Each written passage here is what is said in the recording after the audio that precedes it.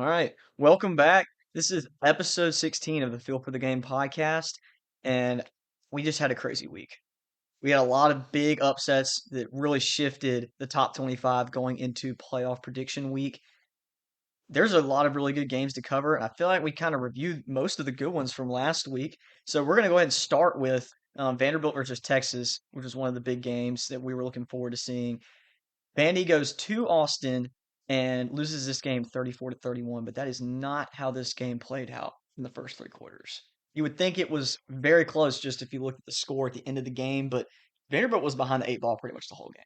And they were down 34-10, and they outscored Texas 21-0 in the fourth quarter to give themselves a chance. Yeah, and they had that crazy call on the 2 point that genuinely had no business being converted. Like he didn't even get close to the Genuinely ball. one of the worst calls I've ever seen in my entire life. I don't know how that was upheld. Yeah, as a certified Vandy homer, obviously I wanted that to count, but everything in me was like, this is so wrong. Like, It this should was not count. Like, not even remotely close. I don't know how if that Vandy happened. gets that onside and somehow wins the game, Texas fans are calling for every single SEC officiating crew to be terminated. Like, which honestly, at this point, with how things have been, is not the worst idea ever. We'll get to a game in a little bit where I thought officiating was absolutely ridiculous, but this game was interesting in the fourth quarter because I felt like Vanderbilt just never really got their chance to exploit Texas's defense in the first couple quarters. They had a couple unlucky breaks, and Texas just kept running the ball and extensions of the run plays that went for big yardage, and Vanderbilt just did not have the ball most of the first half. It felt like if they did have the ball, they probably would be able to move it, but they just couldn't get the ball in their hands. Defense was on the field like the whole game. And then finally, when they got off the field, they started to score points. Kind of felt like the Missouri game with how their offense was doing, but minus their defense playing as well as they did in that one. Yeah, I mean, Pavia ended up throwing for over 300 yards. Like, I think it was like 345, and then he ran for another 50 and had four total touchdowns in this game. It was his best game of the whole season in Austin. So, all credit due. He actually had a really good game. He protected the ball for I the wonder most how part. many of those stats were like clawing back into the game though. Once it was Most of it 34 to was. 10, I think the probably a first half, I lot. think he had like 150 total yards and a touchdown, which wasn't bad. Like, thought he played well most of the game. There wasn't a point in the game where I thought he was playing bad. It's just that Vanderbilt was behind the eight ball and their defense got stuck on the field. And Texas, with the way that they play offense, they do have good skill position players, but if they can start to run the ball, they really open up their offense, and it gets really frustrating because then you got to start committing to the box, and then they start to spread the ball out wide on you, which is what they did to Mississippi State, where they had that play to Ryan Wingo out of the backfield. They scored on. They did the same thing to Vanderbilt, and I think you mentioned The this first stat play to of the me. game went for 75-yard touchdown. Yeah, They did that to us. It was a 60-yard gain.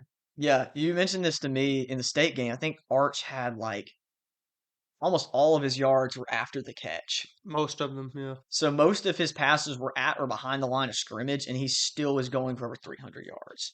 And he had a couple decent throws in the state game that were down the field late, and then I think he had a couple against Vandy, but the majority of his passes are from Yak and being thrown at or behind the line of scrimmage. So really, you can't be blaming it on the playmakers like we have been because they're creating all the yards, which is in the preseason how I figured Texas would be able to score points. So they're kind of reverting back to what Steve Sarkisian wants to see out of this offense, and that's why they're now winning these games, even though they're really close. I think that that win against Mississippi State is what propelled them to have the momentum in this game. If they had lost to State, I don't know that they would have been able to be sustainable in this game with how they ended up finishing it. Odd seeing them close out a game last week on the road where they were behind bad and then they come back and win in a clutch way. And then they get up big at home and then they almost blow the lead. Yeah. It's just a weird team chemistry right now, but if they can continue to play the way they're playing, they'll give everybody some trouble. I just don't know if they'll be able to win at least one out of the next two against Georgia and A&M. Those games will be tough. So Arch had 70 air yards on 25 completions against Vanderbilt. That's terrible. I genuinely don't understand. If they can win doing that, then I mean, that's what you credit got to to do them. sometimes, and you got to give credit to Sarkeesian for what he's doing with what he's got. That's where the credit is due. I think that the reason why Texas isn't as good as they can be is their inability to throw down the field, and they are very inconsistent running the ball. But I mean, they did win this game. It was a top 10 win. They needed this one bad. I obviously picked Vanderbilt. I was going to keep rolling with them until I was proven wrong, and I still feel good about Vanderbilt right now. I love how they finished the game. The fight in this team is legit. So They still could make it into the playoffs as a two-loss team if they can beat Tennessee to finish out the season. Gotta watch for them. sure. But final score there, 34-31. I Texas did gets a big find win. another interesting stat that I did not notice. Vandy only had 58 rushing yards in this game. Yeah, they were boxed up. They threw the ball all over Texas, though. Texas's pass defenses, this is one of the worst Texas pass defenses I've seen in several years. Like going back to when they were in the Big 12 and they had Sam Ellinger and they had a couple bad defenses that really just could not help them win big games. But ever since they joined the SEC, their defense has been really solid. So it is interesting to see that fall off there at that position group. But overall, I thought this was a really good game. I'm glad Vanderbilt ended up making it close in the end because it was really sad when I saw the score up. I think they were like it was maybe 34 to 10 10 was at the one worst we point. got. Yeah. It's crazy. Vanderbilt almost gets the onside to have a chance, which is absolutely ridiculous. But really good game. Sad that Vanderbilt dropped this one, but they still have the rest of their season in front of them. The next game we got is Georgia versus Florida. So I figured this game would be close. We talked about this one just like last year. It just felt kind of the same to me. Florida had nothing to lose. Georgia had everything to lose. Neutral site, big game. Fans always show up for this one. World's largest outdoor cocktail party. And DJ Lagway starts off super hot this game, playing really good. I mean, he does what he does. He misses couple throws every now and then, but he makes other people miss tackles in the backfield, across the line of scrimmage, running the ball.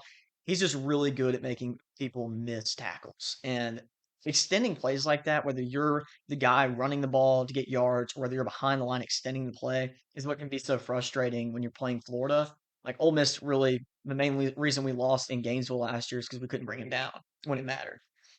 So, with all credit due, Florida played pretty solid in this game, protecting the ball for the most part. Georgia was kind of behind the chain on this one and eventually took the lead later in the game. I think they were down 20 to 17 and found a touchdown run with Chauncey Bowens. I like Georgia for the rest of the season, probably to win out. But at the same time, when they play teams like Georgia Tech that can score from just about anywhere on the field in any way possible, they're going to give up a lot of points. This was probably their better defensive performances of the season, and they didn't really do much as far as like creating havoc defensively or making big turnovers. They still won. So big win for Georgia. I think Carson Beck being at Miami playing the way he's playing right now is really funny to watch because we're going to get to that game in a moment. Georgia is got to be feeling pretty good about having Gunnar Stockton the way he's playing. Yeah, I would think they have the better guy right now, for Yeah, sure. I think At the there's moment. really no doubt unless Gunnar Stockton takes a massive decline in the And next couple of just weeks, which I don't see happening. yeah, just a guy that fits their program and what they're about so much better too. We talked about that at the beginning of the season. I just didn't see this kind of playing style being as elevated as it has been from Gunnar Stockton.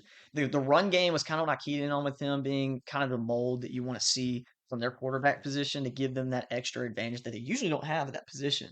But his passing game has been really solid. So, I mean, the development of that position there for Georgia has been huge. The run game's starting to come on for them. They're probably going to end up in the SEC championship against either Alabama or A&M at this point. That's who I would have in there.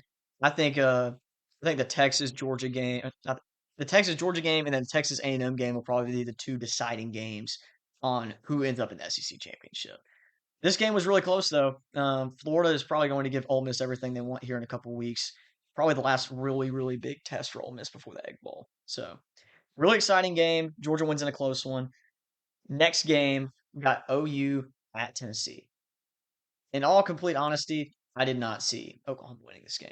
I just didn't feel like offensively they could do it. I didn't think they could do it either, but they got some help in the first half with some points and then took advantage in the second half. It kind of reminded me of the first half reminded me of what we saw from LSU Texas A&M, except Oklahoma was able to capitalize off of that and keep that momentum going, and LSU was not.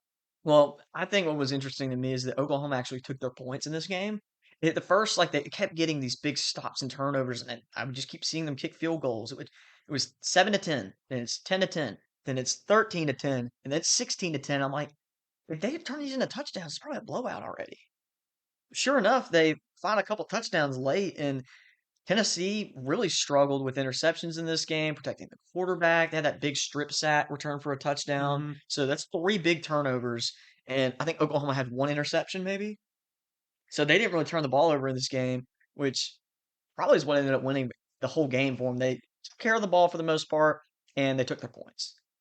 Tennessee is usually going to be a little bit more gutsy on fourth downs, and they really did not run the ball well in this game, which is a key staple to their game. When they don't run the ball well, they could throw for 400 and still lose, which is what they did.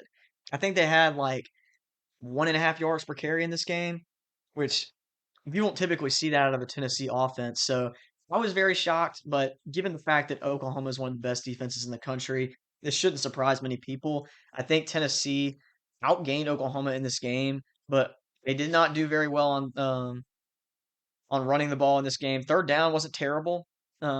So I would say that the biggest factors in this game were the run game and turnovers for Tennessee. They usually don't really protect the ball that well throwing it, so you'll see Joey Aguilar toss a couple picks, but they usually run the ball just well enough to stay in every game. Oklahoma kind of handled this game in the second half because they stopped the run and got turnovers. Yeah, I mean, OU held Tennessee to 60 yards on the ground, and they themselves had 190. Yeah, Which Oklahoma I mean, struggled on the run. I would not have thought that was possible a few weeks ago, but Oklahoma's found a way to run the ball finally. Yeah, I think that the emergence of their new running back has been a real ignite for the offense. Like not having a real number one back usually kind of sets you on an eight ball as far as what do we do on first down. If you don't have a guy you can trust to get at least 3 or 4 yards on first down most of the time, then that changes the way you call plays. So not having to overly rely on John Mateer and be able to actually hand the ball off, that's huge. And so Oklahoma now can do that. They give every single team that they play against a schematical struggle as far as what do we do on first down defensively. So, which most good teams can do that. And that's why it's hard to play against good teams because they can get yards on first down. But Oklahoma hadn't been able to do that until now. That changes this team moving forward for me. I picked Tennessee to win this game. I just thought that they'd be able to be the team that ran the ball better. So Oklahoma's defense shows up big on the road. They get a huge statement win here. Tennessee falls to is it 5-3 or six Six, and six three? and three. Yeah. So 6-3, no ranked wins. Biggest win is on the road at Mississippi State in double overtime. They dropped that one. They're sitting at 5-4. So I I'm kind of disappointed in Tennessee right now. I figured that they'd be able to hang on down the stretch, but defensively, that's probably where they've had the biggest letdown from last year. That's kind of what we thought we would see out of Ole Miss is their defense would be so bad, which hasn't been that great. It's just opportunistic, but we thought they would be so bad defensively that it doesn't matter how good they're on offense. They're going to lose big games. Well, that's how Tennessee's been this year. And they may still finish decent, but they're going to need to probably end up beating Vanderbilt if they want to even have an outside shot at being a three-loss team getting in, but they don't have enough good wins. So I don't see them being able to sneak in. I think this eliminates them from playoff contention. And unfortunately, Joey Aguilar's really awesome season has been riddled with big interceptions and turnovers. So that was something we hit on in the preseason is how much he turns the ball over. It doesn't matter if you throw for 400 yards a game if you can't Yeah. keep the ball safe. Speaking of the preseason, we're kind of seeing Tennessee shape up to be the team we thought they were going to be before the season. We had them about around 8-4. I had them at 7-5. You had them at 7-5. Yeah, and they're already six and I three. might have had them at 7-5. I can check on that real fast for us. But I think they'll probably end up having a chance to even beat Vanderbilt at the end of the season. That game will be really close. Even if they drop that game, they'll probably finish with 3 or 4 losses. So they would lose 4 games in that scenario. But I don't see them losing 5 games. I had them 8-4, 4-4. So if they lose one more conference game, then we get that. Who do they have coming up? New Mexico State this week, and then in the swamp, and then Vanderbilt at home. I could see them dropping those last two to be 7-5. Real chance. But Tennessee, a little bit of a disappointment so far. No big wins. So I think we ended up both dropping them out of our top 25 this week. Yeah. Granted, no SEC bias. Everybody's claiming that Tennessee was ranked too high because they didn't have any big wins. They already had 2 losses. Well, now that they've lost 3 games, I think it's time to finally drop them out. I mean, their second best win is at Kentucky. Like, Yeah, that's uh, not really a strong win.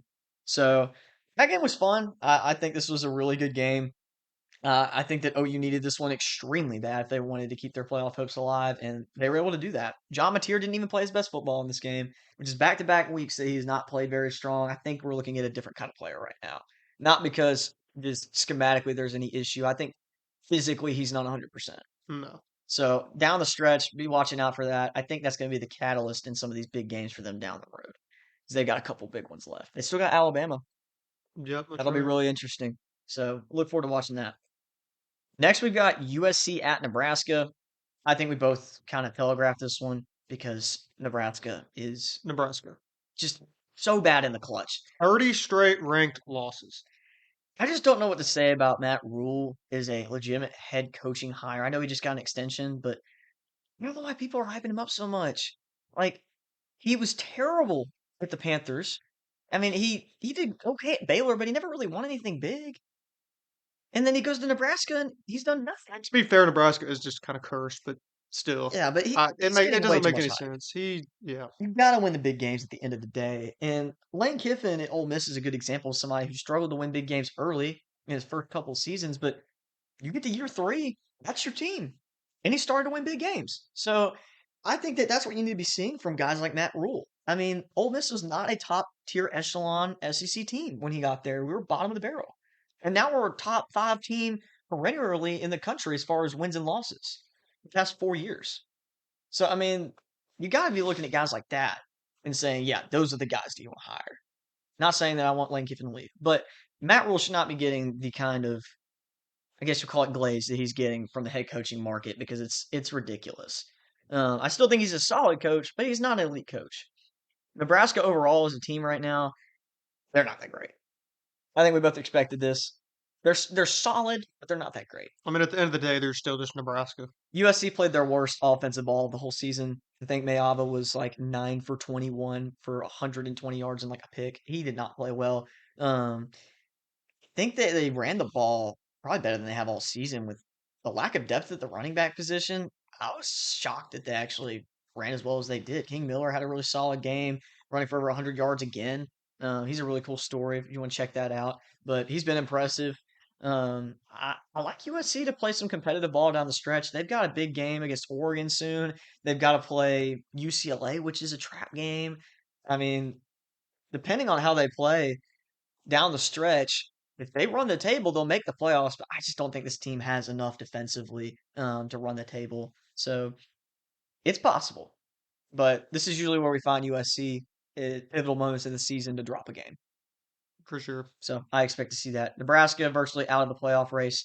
The Big Ten is just proving that their middle class teams aren't even that great. So I think Dylan Rowe actually got hurt in this game. Don't know that he finished. There's somebody else they had come. I don't know who their backup is. They had a But dude come in and complete 5 passes for 7 yards. sounds about right. So their offense really struggled. They basically just ran the ball the whole game, and didn't do anything offensively. They kind of just laid down and let USC win this football game. It came down to who ran the ball better, which is not what I thought would have happened, and USC wins. So not really much else to say about that game. It was pretty boring. I didn't really tune in for very much of it. It was just a who ran the ball better game. The next game we have is Cincinnati at Utah. This one, I don't think the score really tells the whole story here. Um, I didn't really finish this game because it ended up running really late, and Utah ended up running away with it. But there was a pivotal point in the second quarter where Cincinnati had the ball down 7. It was 14-7. They were entering the red zone. Brennan Sorsby fumbles. Missed a Utah field goal turns the whole too. game around. They had a missed field goal. Yeah, their kicker had been on a tear, and the announcers jinxed him, unfortunately. But he missed a 42-yarder early in this game. I think that would have been a chance for them to take the lead with a touchdown if he makes that field goal. So there's a couple pivotal things that didn't go Cincinnati's way early. Utah just held the ball for the rest of the game pretty much. If you look at total yards and third down conversions and turnovers, this game was extremely even and even leaned Cincinnati in certain statistical categories. But what it came down to was the run game and ball possession. And Utah had the ball for like 40 minutes in this 40 game. to 20 time possession. It Yeah. was ridiculous. When I saw that stat at the end of the game, like it made sense, but I was like, dang, I haven't seen a team dominate time of possession like that in a long time. That's really impressive. So it just kind of goes back to complementary football that you see from Utah. I mean, you can win any football game if you can play that way. Cincinnati is still a good football team. Like I said, I don't think the score tells the whole story, but that's a huge win for Utah. As they look to actually have a chance to be in the Big 12 title race at the end of the season, this game was huge. Utah just plays a style of football. I would compare it to like a boa constrictor snake. Like if they're able to wrap you around a certain way and get you where they want you, they're just gonna bury you, just squeeze you, bury you, and just kill you. And that's kind of what happened here. They're suffocating. You run out of oxygen, and no matter how you play the rest of the way down the stretch, they've already got you where they want you, and it kind of doesn't really matter And the 2 anymore. games where they weren't able to do that were their losses, so Yeah, and it was against teams that were really good at those things. yeah. It's like Texas Tech is very complimentary. I think that quarterback play is one of their biggest struggles right now, unfortunately, for Texas Tech, which may end up being their downfall. But you look at teams like BYU who are undefeated right now. They've honestly, I wouldn't say they've really controlled that many games because they played from behind, but when they kind of get you where they want you, they end up taking over the end of the games. Utah's closest win right now is by 25 points. That's pretty crazy. I mean, they're dominant in their wins just like Texas Tech is. I think BYU is the most confusing team to me right now in all of college football. I don't know how I feel about them, but we're going to pick their game coming up here in a little bit, and I've got some interesting things to say about them. But this game was unfortunately a blowout. I ended up taking Utah at the last second in this game. I right before the podcast swapped my Texas Vanderbilt pick because I didn't want to pick against Diego Pavia because I did it when they played LSU and massively regretted it. And then I had been picking Cincinnati in a lot of these games lately and just didn't feel good about it, which ended up paying off, at least for that pick. So I think we both had Utah in this game, right? Yes.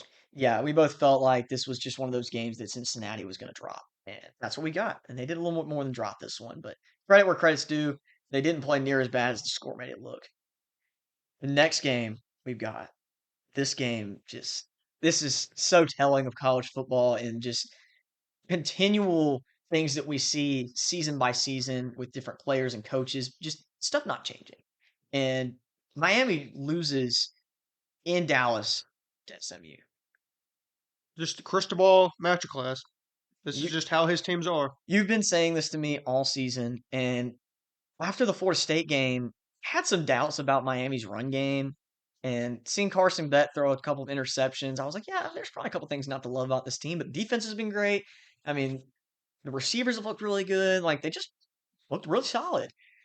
Sure enough, Florida State ends up being a pretty bad team at this point. They have a big win last Yeah. night, but Nah, they've been pretty bad. Miami was a total paper tiger. Cristobal teams always choke. they're just frauds always, no matter what, They're until like until proven Nebraska, otherwise. except Nebraska's the perennial 7-5 team that just never wins ranked games. Miami's the team that makes you think they can do good things, and then when it matters in October and November, they sell every single Same year. stuff he did at Oregon too. If you look back on most of Miami's good teams, like in the past couple of years, they finished with 3 losses, and they started the year in like the top three somehow.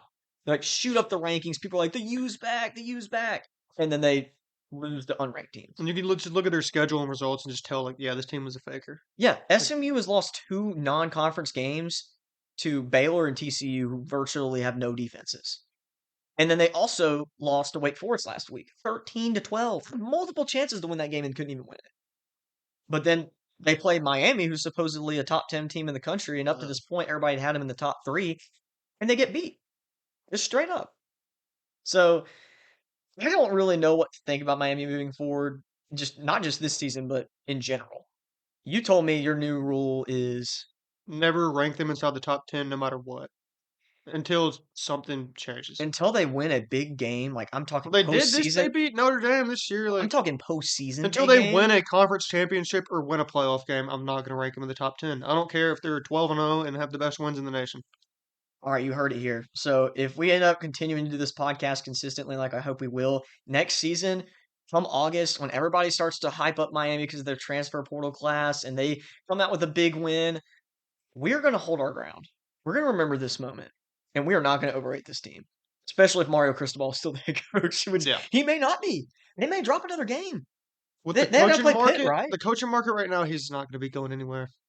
I bet he stays, and next year, if they don't get off to a hot start again and actually finish well, he's done. You Probably. playing the way that they're With playing, the resources they have, like like LSU. It's like they expect so much and they get so much and they just cannot convert with what they've got. Like if you gave teams like I don't know, it's I've always harp on Ole Miss, but if Ole Miss had the resources that teams like LSU and Miami had, we would probably be one of the best jobs in the country right now. With our program, the way it's trending, we're winning with less. These teams are losing with more. There's other teams out there other than Ole Miss. I'm just an avid fan, so like they're the first team I think of because they profile exactly what I'm talking about. But Miami with another disappointing loss. Carson Beck once again is finding a way to not really shoulder the blame after tossing a game-losing interception. His post-game interview, he basically just said, "Yeah, I just run the plays that are called, and sometimes I audible out if I don't like what I see, but I just run the plays that are called, so Mm. that's how it worked." And then he said that the defense was running the same play the entire game and or the same formation, same scheme, and they had no answers for it. So you're telling me that one of the best accredited staffs in the entire country, and supposedly one of the best offenses, playing against one of the worst pass defenses in the entire country, could not score on a team that ran the same thing the whole game? That's all you got to say? That's massively disappointing. If I'm a Miami fan, I'm at a loss for words. That makes no sense. My Carson Beck take from the preseason just continues to age better and better. Carson Beck hater number one is proving to be one of the most correct people in the country right now, and that would be you. So I'm a little disappointed because I thought he actually was going to be a lot better this year. I thought that maybe Georgia could have been the problem schematically for him, but he looks like the same player. Start off hot, finish bad. That's his trend right now. So Something else too. I actually had Miami unranked in the preseason. them somewhere really weird. I think I had them in the top 15, which is unfortunate, but I think we're both going to have them pretty low this week in our rankings, but we still have them ranked currently. But I see a For scenario where they now. drop another game, Yeah. just like last year. So we'll see how they finish out, but this feels a lot like last year. Next game, Navy at North Texas. I think we both figured North Texas would probably come out with a win here. We love Drew Mestamaker. This guy's a stud, and he didn't even have his best game, but he didn't play bad either. He did what he was asked to do in this game. Didn't have to throw for 500 yards, and Caleb Hawkins went absolutely stupid. Multiple touchdowns on the ground and took over this game. I mean, they knew they could lean on Navy's defense and just kind of play ball control like Navy wants to do, and they beat them at their own game, really. If you told me that the winning team was going to severely win in the rushing department, I would have figured it would have been Navy in an upset win. But North Texas ended up running the ball much better than they've ever really run it all season and beats a team that is triple option run heavy in the own way that they usually play games and win. So I'm impressed. North Texas has one loss right now. They're probably not going to make it to their conference championship because of the way that the tiebreaker situation is. But there's always a chance they do. And if they do, I like them to have a chance against Memphis if they play them. That'd be a good game if that happened. Yeah, I like it. A And lot of hey, points. USF is playing UTSA this coming week. They could drop that Is game. that at the Alamo Dome? I have no idea. I would have to check If that. it's But there, that's sketchy. UTSA had a massive win against Tulane, winning by several scores. Definitely felt disrespected in that game, and they really showed it. It's in Tampa. Their quarterback had an insane game. I think he had like 3 incompletions, and he had like He had like 2 incompletions and like 4 touchdown yeah, passes. it was ridiculous. He played awesome. UTSA has a couple of big losses already this season, but they've had some huge wins too. So they haven't been too bad. They scored a bunch of points on A&M, ran all over them early in the season. So I thought they might have been a decent G5 team after seeing them play in that game. Like what I'm seeing from North Texas though, so we'll see what they can do. They win this game 31-17 to advance to 8-1. Crazy. Very crazy. I think it's one of the best starts in program history for this team. The Mean Green keeps rolling. The next game we've got the first of 2 Pac-12 games this season, Oregon State at Washington State. We both had Washington State winning in a more high-scoring affair, I believe. This game was disgusting. 10-7 is the final. Horrific football game. Oregon State wins late in the fourth quarter with a really strange touchdown drive. They ended up finishing with like 70 team passing yards in this game, and most of it came on the final drive. I'm pretty sure they had plays of like 27, 21, and 34 yards or something like that. That might have been too many plays. I think it was like 27 and 34. They get down to the 1 yard line and punch in a touchdown after 2 plays. I think that was the drive. That was their only touchdown of the whole game, and they won late in the fourth quarter. They had like barely 200 total yards in this game. Washington State struggled to protect the quarterback and had a couple interceptions. Keep in mind, Oregon State was 1-7 going into this game. Only win was like I don't even know what the team Lafayette. was. Some terrible FCS team. So I can't believe that Washington State lost this game, to be honest with you. Given the fact they did have a couple really weird games recently where they were really competitive, I figured that they probably would win, by a significant margin, if not win and score a lot of points, and maybe it'd be a little closer than people think. But for them to lose this game was kind of surprising. But the character of this team has not been very clutch lately, so not surprised they lost in a close one, but the way that they lost was really strange. Oregon State picks up a big win, but we do get to see these teams play again at Washington State soon. So I think Washington State steals the next one I most think they likely. win the next one too at home. Yeah, they're gonna have a fire lit under them. This will be one of the first times probably ever that we've seen a team play another team in the regular season for a second time. So really interesting that that's where we're at with college football. But this game not worth turning on. Feel bad for whoever watched this one. I wanted to give a quick shout out to myself because I'm extremely selfish. I got my first Call the Dogs pick in weeks last week, picking the New Mexico Lobos plus 4.5 against UNLV, my preseason playoff pick out of the G5. They went outright this week on top of a masterclass from Jack Lane. 40-35 was the final score on top of a comeback at the end of the game from UNLV. Anthony Calandria had a really solid game. They offensively, once again, produced really well, but their defense is terrible. We knew this. That's why I picked New Mexico in this game. New Mexico's had some solid offensive outings up to this point. So happy with the result there. I think I'm now like 2 for 11 on Call the Dogs this season. So I think that's probably where we're going to end it, at least for this week. We're taking a break from Call the Dogs. That's why I wanted to throw this shout out in there so I could plug it real quick. We have not been so hot with Call the Dogs. The way we structured it, we're picking teams that are plus 3.5 or higher as dogs to outright win games. These are not games that we're extremely confident 100% are going to win, but they're games that we feel like have the best upset potential on slates. And they're super hard to pick given that they have to be at least plus 3.5 to be a candidate for being a pick. We've really struggled with this one, and that's just part of the fun of the segment. So we kind of initially did this as a maybe way to use it as betting advice. After about 2 games, we're like, yeah, don't No. use this as betting advice. Fade these picks at all costs, and that's how you make money. And up to this point, if we kept doing this, you could probably keep fading our picks. But on the off occasion that we're right, we'd rather you not have to fade our picks to win money. That would be unfortunate. It's pretty funny that that's how it's been. I get a good laugh out of it because we've done pretty well across the board on actual game picks. But I think that we're going to take a break this week, maybe recalculate how we can do this segment moving forward because it's been tough. Yeah, I mean, I had Wake and Delaware this week. Wake lost by 35. Delaware lost by 29. Like, it's just cursed. Yeah, and Wake's been playing good, and Florida State hasn't. I mean, that felt like a good pick. Sure enough, they get blown out. Seemed like two teams going in opposite directions, but I don't know what happened in Tallahassee last Yeah. night. Night games in Tallahassee can always be weird games, especially when you're as inconsistent as Wake Forest. They had no business being 5-2, so or whatever they were. I think they might have been 6-2, but they had no business being the record they were at. They probably should actually have won another game. Should be Georgia Tech. So maybe I'm lying through my teeth. But we were really, really worried about the game early in the season against Kennesaw State. They won 10-9, Yeah. and then Kennesaw State's now like 6-2. Kennesaw State's the best team in the Conference USA right now. Crazy, crazy how things change so fast. But just wanted to give a little shout out to that. We're gonna go ahead and move on to top 25 for week 11. I'm gonna go ahead and start with my picks. We're going to do these a little bit differently this week. I don't really care about most of the teams past my 12 seed for the playoffs right now. And given that we're about to have the playoff selection committee release their rankings very soon, we're just going to do our top 12 teams and list them out on the podcast and talk about them a little bit and why it's the way that it is. And then we're going to release our full rankings like we usually do on Instagram on our account at Feel for the Game College Football. So if you really want to go check out all of our picks, you can go do that there for our top 25 poll this week. I'm going to go ahead and start with my top 12. And my 12th seed in this top 12 is not going to be my 12th ranked team.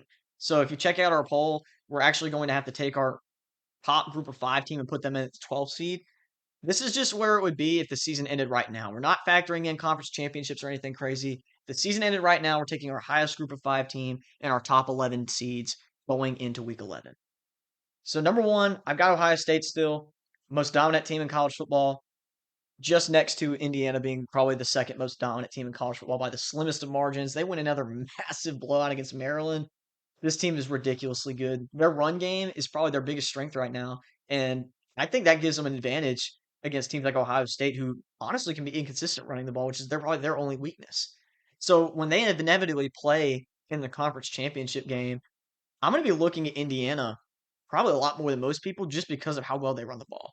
They've run the ball for over 300 yards in multiple games this season. That's insane.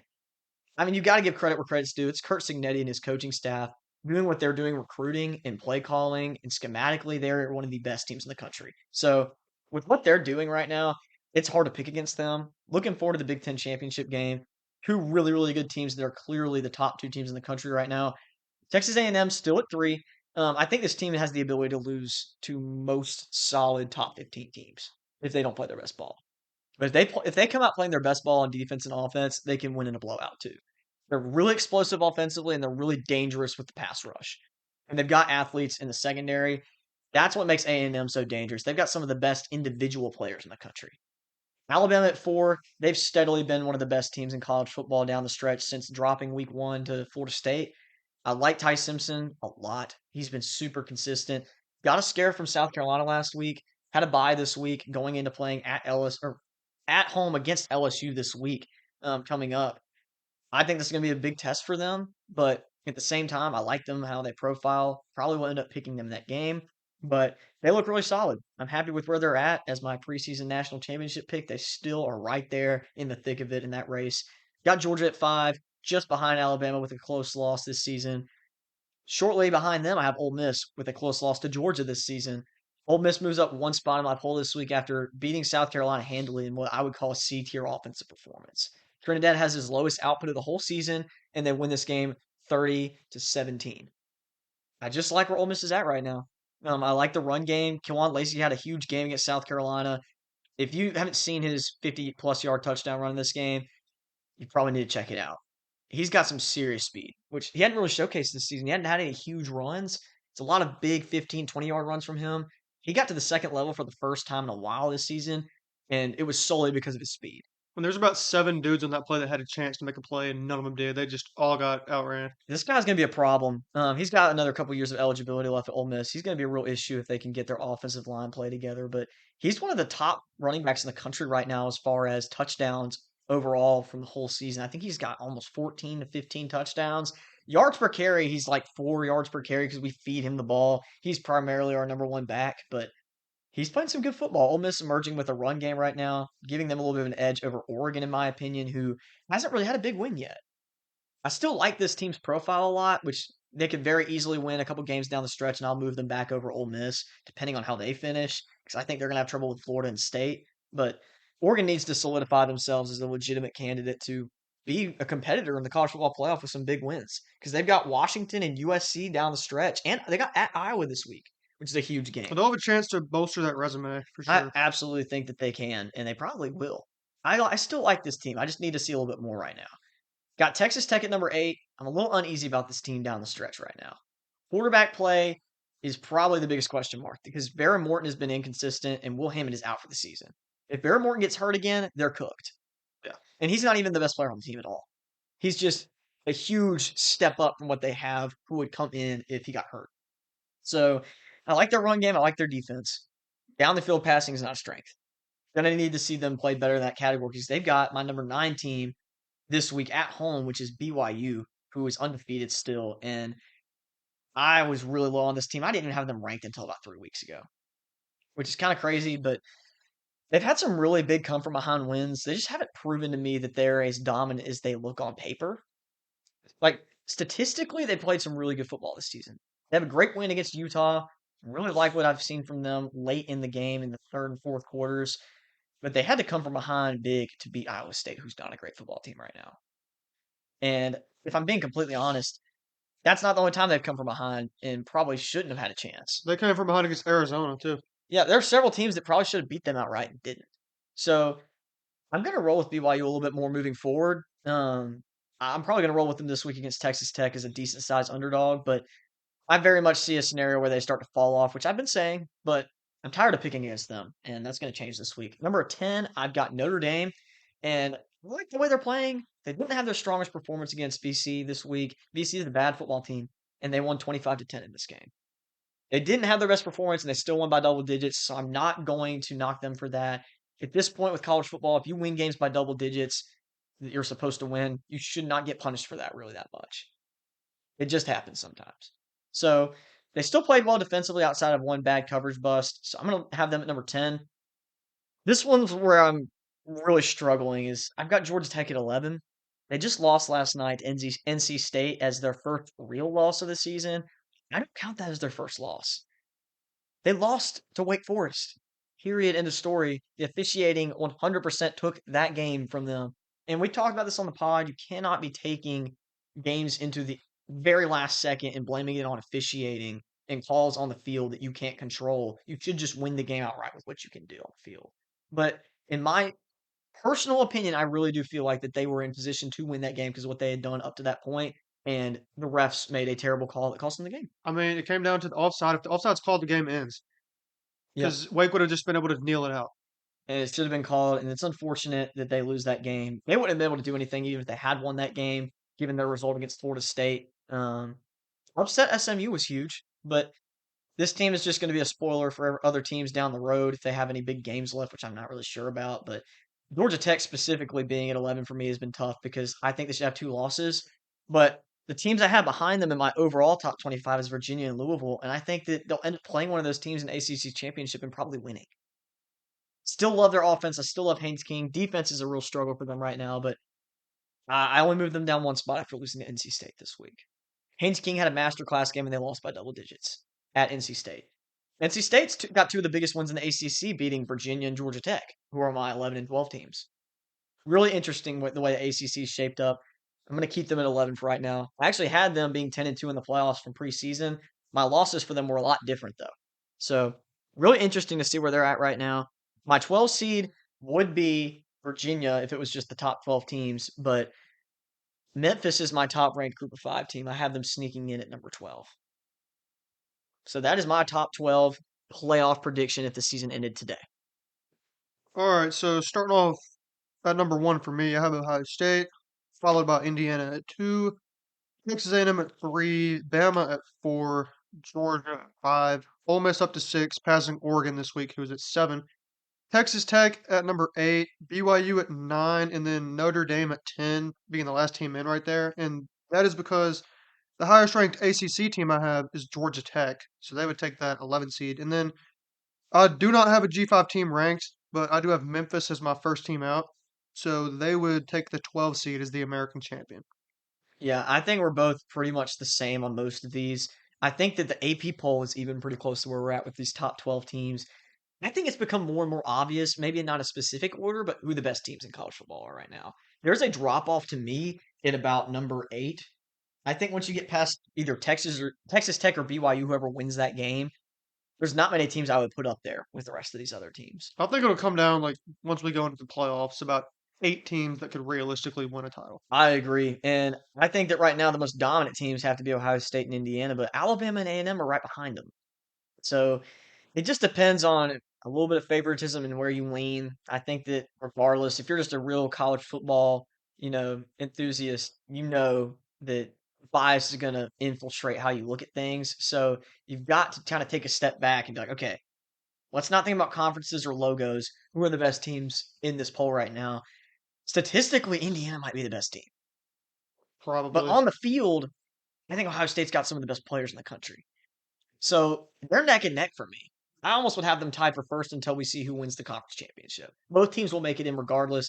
Indiana's got a cupcake schedule down the stretch. Even if they lose one of those games somehow, I'm still putting them in. Yeah, It I would mean, be a if they terrible were to lose loss. to Penn State, and then they're not going to lose to Wisconsin or Purdue, like that's just Even not if they going to happen. did, if it was just one loss, I would still put them in. And it still have They've to been be. dominant all season. Nobody else is doing what they're doing, except for maybe Ohio State. But I think if you take the logos off of all these teams and you just put up a bunch of stats and results, you might could rearrange these teams, but you'd probably still end up with the same teams. It would just be maybe a different order. So I like where we're at with these polls right now. Unfortunately, I think that our preseason polls would make no sense if you put these next to each other right now. But that's how the preseason is. It's a crapshoot. You don't hold on to preseason rankings, which is what all the AP poll voters do.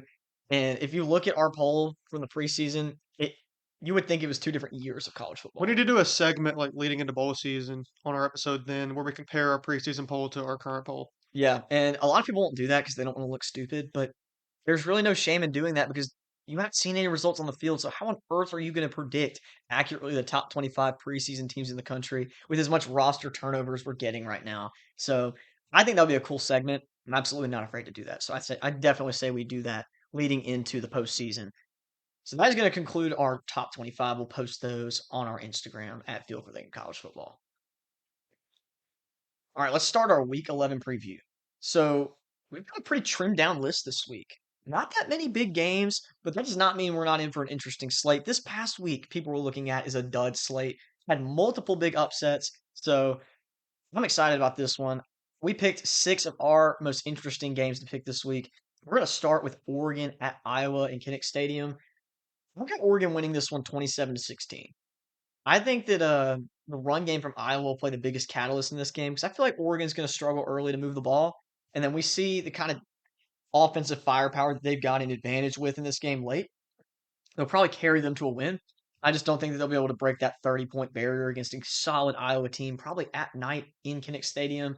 Iowa's run game, if they can get really going, which we saw Indiana do against Oregon, could keep this game close.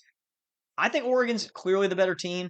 I actually had Iowa winning this game as an upset preseason, but like we just talked about, preseason really does not matter that much. So I'm not going to stick with any preconceived notions here. And I like Oregon's profile a lot better. I like the quarterback position clearly a lot better. Mark Gronowski is not a strong passer right now in this system. Dante Moore is an elite quarterback. He hasn't played his best ball later this season.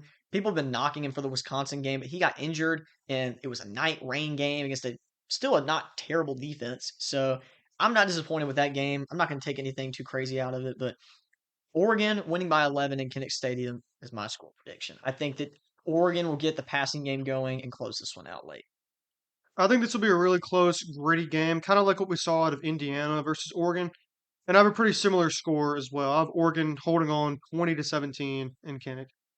Yeah, I'll be tuning in for this one. This one has big playoff implications because if Iowa sneaks a win here, you've got two-loss Oregon, two-loss Iowa, both with decent wins. It's Be going to be really hard to leave interesting. both of them out if they win out, which neither of them would make the Big Ten championship at this rate because it'll be undefeated Indiana against undefeated Ohio State. So maybe both of them sneak in, but I don't think anybody wants to see Iowa make the playoffs. So hopefully that will not happen. I would hate for Ole Miss to get a home game and then have to play Iowa at home. That would probably be the worst outcome possible. I don't even know if I'd go to that game, and I've been saying I'd go to an Ole Miss playoff game my whole life, so would not go to that. The next game we've got is BYU at Texas Tech.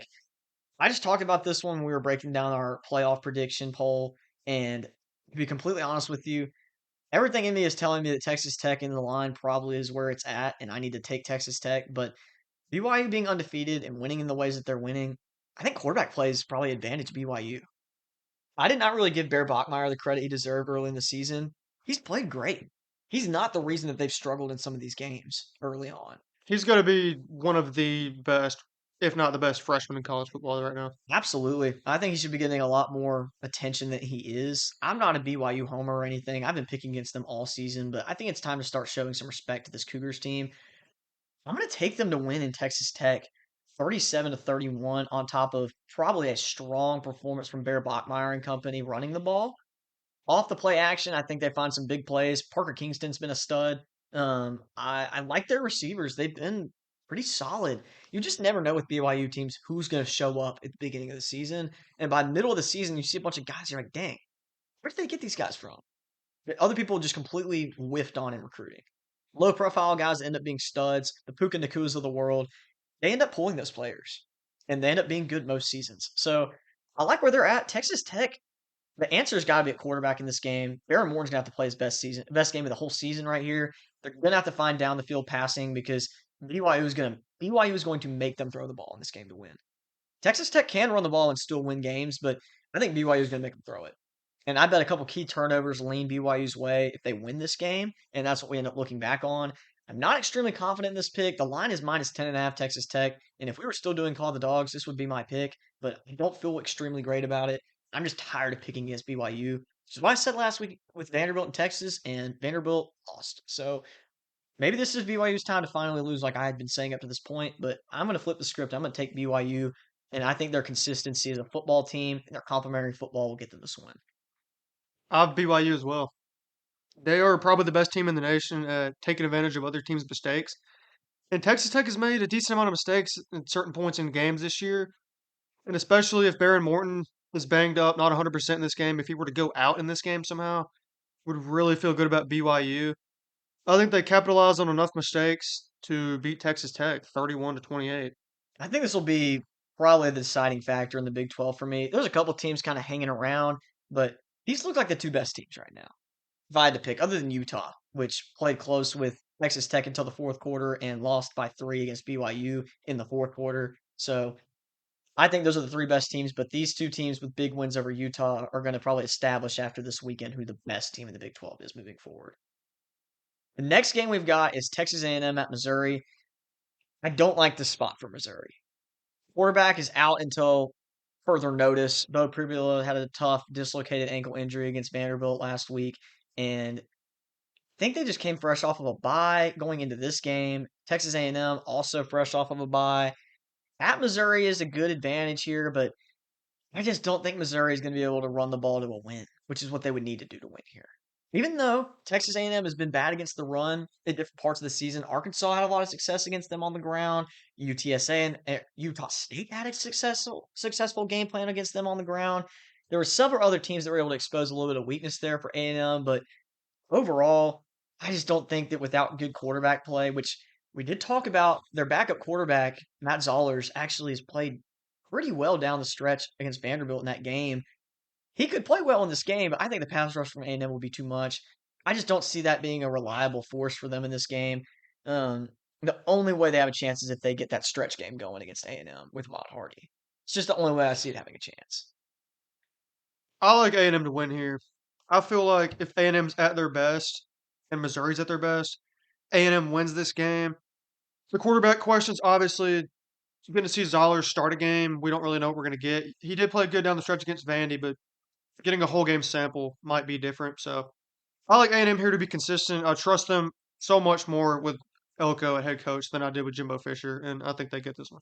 Yeah, and what sticks out to me here is the defensive line of Texas A&M. Cassius Howell is a freak of nature. He's going to live in the backfield in this game. Missouri's offensive line has struggled in pass protection most of the season. I don't see that changing And here. with the true freshman back there, He's going to get eaten alive. yeah. I think he'll have some good plays. I think we'll see some bright spots from him, but that'll be the catalyst in this game outside of the run is if they can even protect their quarterback when they need to run the play action off the stretch. I just don't think they'll be able to do it. I really like Marcel Reed right now when he keeps the ball safe. Marcel Reed, when he throws stupid throws, he's not my favorite. And if I was an A&M fan, I'd feel the same way. He hasn't shown that that can cost them games yet. He's made some dumb decisions in most of their games, but he's also made some of the best plays I've seen all season on the ground and through the air. He's got so much talent in his arm and in his legs. He can do it all. He is a passer. Like he said in his press conference the other day, people have been calling him a running back, kind of Lamar Jackson-esque almost. He's a passer. He may not be the most accurate passer, but when he's on, he's on.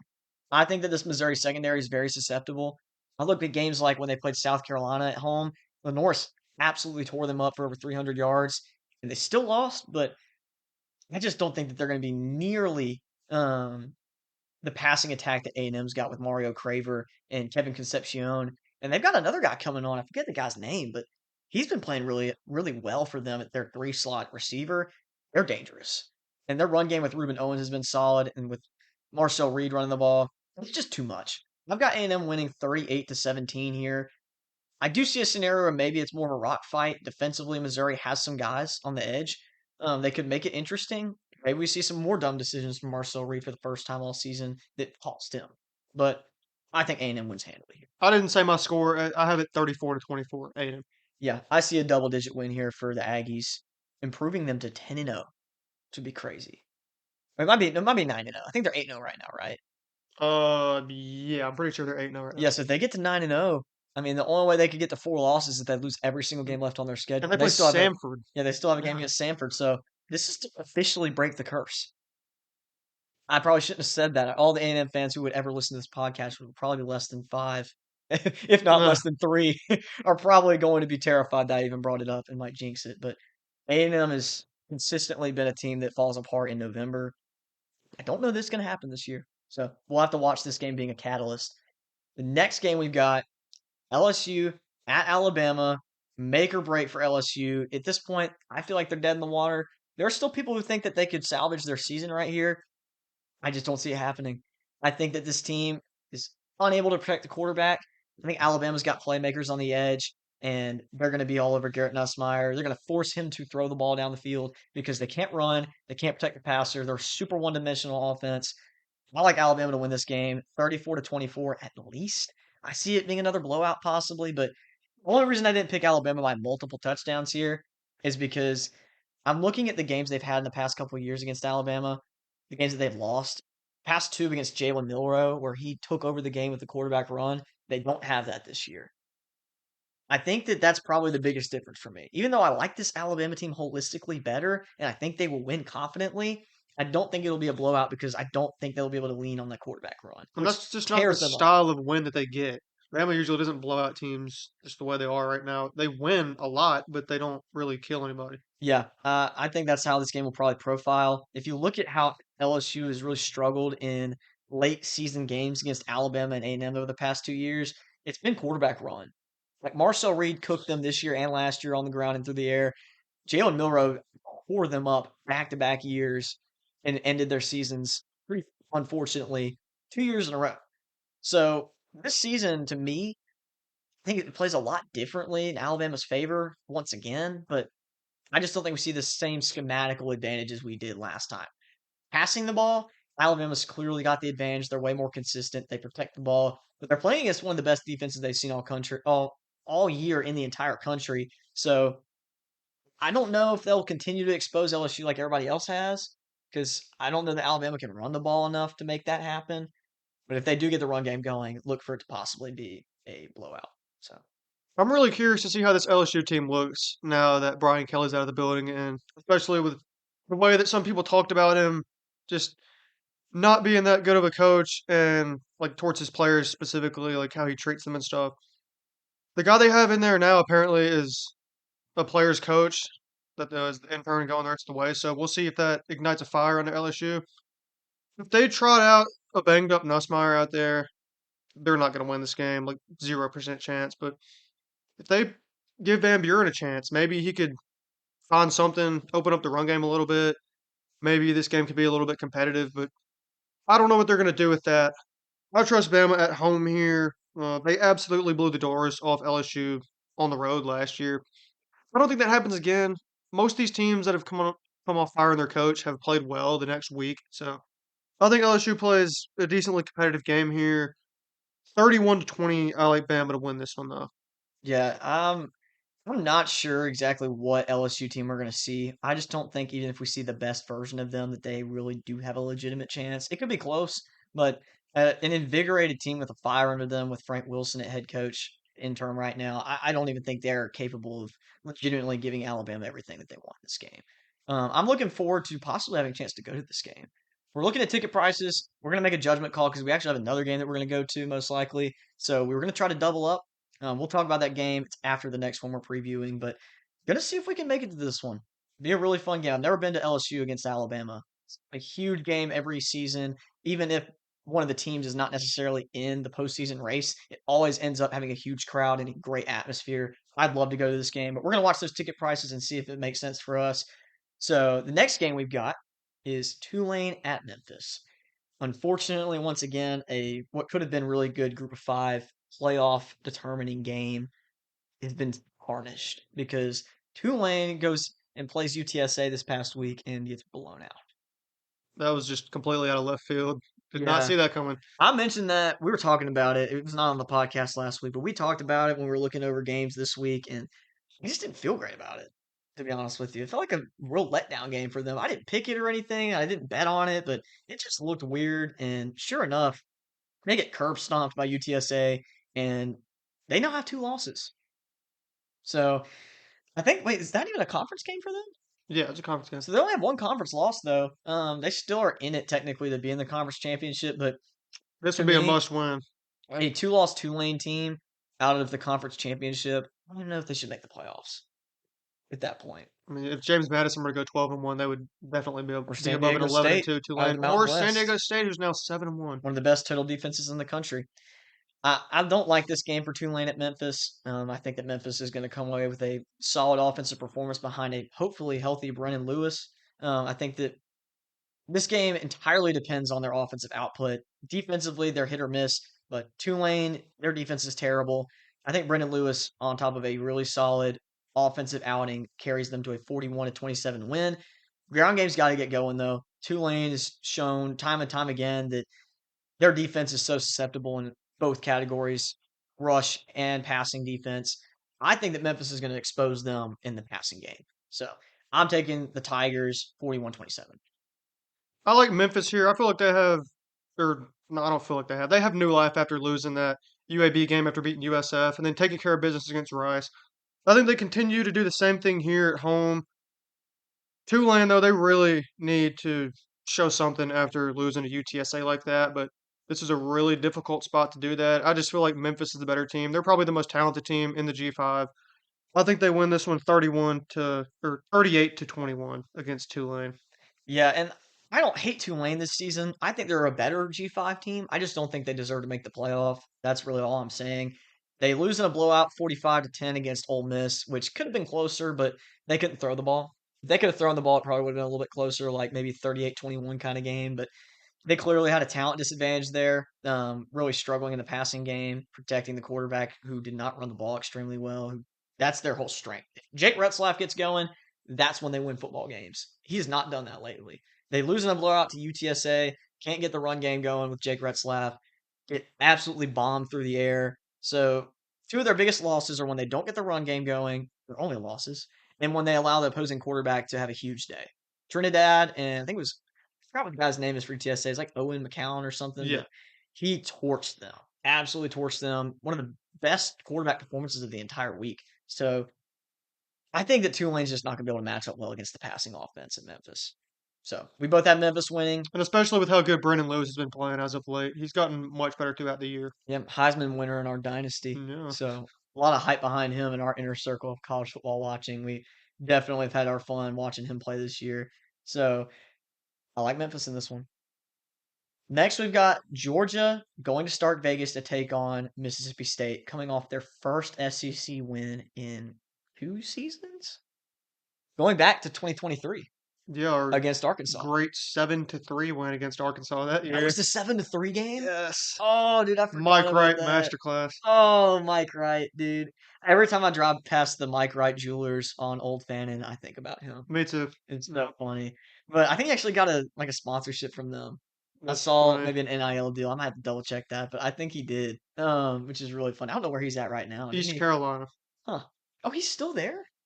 I remember him being there. I didn't realize he He was. went to Northwestern after state and then went to East Carolina. Yep. But he comes in for like special packages and stuff, but he don't do it the whole time. He's been all over the country. It's crazy. He's still in the league. But yeah, I'm excited for Mississippi State. They're above 500 right now. I've been kind of on the bandwagon later into this season as they started to kind of prove me right with that 4-1 hot start beating Arizona State, which is still, in my opinion, a great win. Even though Arizona State struggled with injuries and lost some games down the stretch, they had a big win this week without their starters at quarterback. Jeff Sam Leonard. Sims. Yeah, we got to talk about that real quick. Oh, Let's take a little bit of a plug here. I've been dunking on Jeff Sims lately. He's not really a great quarterback in my opinion, but he had 29 carries for over 225 on the ground and 2 touchdowns against Iowa I State. didn't realize it Threw ended for up being another that like much. 150 and a touchdown and a pick, but Golly. I've never seen a quarterback do that legitimately. I think the two best quarterback performances I remember, only because I watched them as an Ole Miss fan, were Matt Corral against Tennessee in Knoxville and the mustard and the golf ball throw game. Anybody Hmm. remembers the game where they threw all the trash at Lane Kiffin? Matt Corral had like 30 carries for 200 yards in that game. He ran the ball the whole game, and we cooked him. And then John Rice Plumlee had over 200 yards and 4 touchdowns against the national championship LSU team in That game Oxford. was nuts. I was at that game. It was ridiculous, and we ended up still losing by like 3 touchdowns. I think it was like 59-38 or something. It was horrible, but John Rice Plumlee had an all-time quarterback performance in that game. Those were just the games that come to the top of my head because I remember them so well. But I'm sure there's been a lot of other quarterback performances similar to that. This one just stuck out to me with Jeff Sims. So that's my plug for Jeff Sims. A little bit of love for him because of how bad he's been this season to have a huge game. Mississippi State came up huge in this game in the fourth quarter, but so did the refs. I want to talk about that real quick. Thank you, refs. Arkansas had, what was it, 15 or 17 penalties? 18. 18 penalties for over 190 yards in this game. They've never seen that before. The refs had more total yards in this game than State did in like 3 quarters. It was ridiculous. Absolutely ridiculous. I don't think that you can really make the case that without the refs, State had any business winning this game. But at the same time, Arkansas also shot themselves in the foot on most of these. So you can't blame it all on the refs. I felt like there were a couple calls that weren't super great. A lot of these were 15-yard drive extending penalties. On one of y'all's touchdown drives, they had three 15-yard penalties that walked y'all into the end zone. That was bad. Actually, Kamario Taylor walked into the end zone. That's fair. He did walk in the end zone on that drive, but we got him all the way down into the red zone with the referees doing what they were doing. Point being, Mississippi State only had like 5 penalties in this game for like 4. maybe like 40 yards or something like 18 to that. 4. It was awful. Like the Ole Miss LSU game was a game that was really bad. Auburn's had a couple really bad games. As far as total referee yards, this was the worst one I've ever seen. Arkansas had 194 passing yards and 193 penalty It's yards. awful. That's terrible. We can't have that in college football. I'm not saying don't call obvious penalties, but we got to start looking at these SEC refs because it's just been awful all season. This makes no sense to me. I want to go back and watch this game over the course of this week and then report back next week in the podcast and just say if I thought it was terrible or not. Because I actually didn't get to watch this game super close, like to be able to really tell how bad all these penalties were. But I'm going to go look closely into that and then see and report back next week. Yeah, I think that a Landon investigation here would be something good for us. We need to have more substance to talk about here because I'm just going off of I watched the game. It felt wrong to me. I don't have any specific examples that I can rip off the top of my head right now, but it felt wrong. So regardless, Mississippi State ended up being the better team on the field to me. Kamario Taylor comes in with a clutch touchdown, and then Blake Shapen 2 returns to clutch the game, touchdowns. rushing and passing.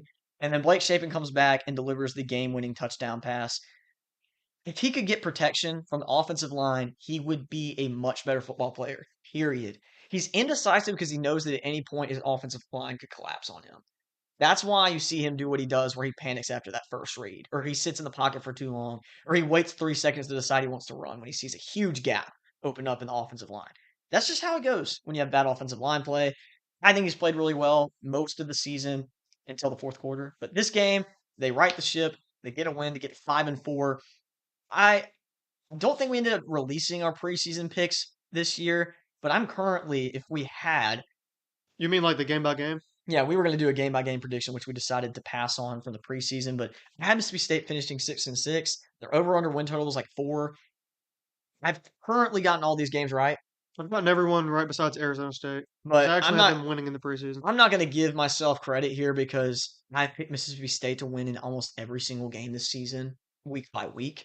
But from preseason, this is probably one of the only teams I really kind of nailed on the head because I felt like they would probably take 2 SEC wins, Arkansas, and then I'm expecting them to win against Missouri still. I think they can win that game. But they're going to have to protect the quarterback. Regardless, I had them starting 4-1 with the upset win against ASU, and then moving forward, they only win the next 2 against Missouri and Arkansas. Finished 6-6. That's a huge result for Mississippi State if they're able to pull that off. We'll see. But this game, some people have on upset watch. I don't feel that way.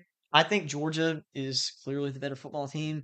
And as much as I would love to give Mississippi State a chance here with some of my money, the line is way too close. 7.5. 7.5. I mean, come on. Like, it could be a close game, granted, but I would absolutely never bet money on this game. I think Georgia probably will win by double digits. I'm going to take Georgia to win 42-31 in a relatively high scoring affair. I do see a scenario where State struggles offensively at some point. Georgia's got more talent, but Georgia's not great at rushing the passer, though. their defense has been That sluggish. plays great into our offense. But I thought they played well against Florida this Offensive past line. week in Jacksonville, so that gives me a little bit of hope. But I see points for Mississippi State. That's why I've got it where it's at. If they can protect the quarterback, then they should score. Georgia, I think, is just going to have their way offensively. Being able to be as balanced as they are, I think Gunnar Stockton has a pretty solid performance to propel them into a matchup soon against Texas for probably a at-large playoff spot for Texas, which is huge. And if they lose, they're probably going to miss out on the SEC championship game and try to be playing in for an at-large bid. So that's a huge game down the stretch. Georgia cannot be looking ahead. They have to take care of business in Starkville, which has proven to be a really tough environment this year to win in. I like Blake Shapen to find some really good points in this game for State through the air. If they can get the run game going with Davin Booth and Fluff Bothwell, I think that they'll make it close. We got to have Albert Reese back on the offensive line. If That we made don't a have him difference. back, then we're cooked because we cannot run the ball for crap yesterday against an Arkansas team that has a crap run defense. So Worst run he defense in the makes SEC. he makes such a huge difference on the offensive line. So if he's back, I like our odds a lot more. But if he's not, then It's gonna be tough. Yeah, I think his profile is a lot like the game last year, except nobody saw it really coming last year that they were going to give 41 to Georgia a 31 last scare. year. Yeah, I think it's going to be similar. That's why I've got the game being 42-31. I think it's going to be pretty close to what we saw last year. I like Georgia a lot right now.